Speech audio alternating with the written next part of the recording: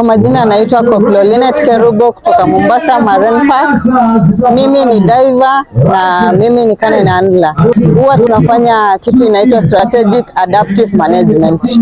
Hii ni gani? Hii ni mambo ya kumonitor park yetu, beach monitoring and aquatic monitoring. Beach monitoring huwa tunaangalia tunakola there's no pollution kwa beach yenye inaweza chukuliwa na maji ikaenda wanyama wetu wa bahari.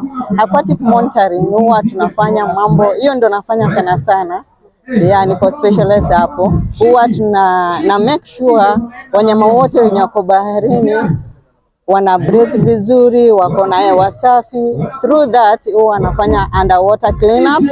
Aquatic monitoring ina involve collecting data azini ya coral status na benthic cover. Benthic cover na maanisha nini? You collect anything below the ocean to make sure tunaangalia, tuna monitor mambo ya coral status, health corals, seagrass, seaweeds.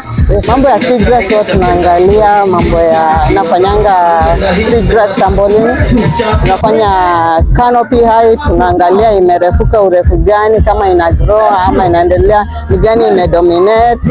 Tuko na different types of seagrass imedominate hapa kwa area yetu ya Mombasa Marine.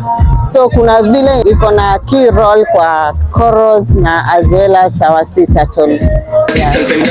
Ndani ya maji tunaangalia mambo ya bleaching, tunaangalia mambo ya climate changes na mambo ya consuming vitu kama hizo.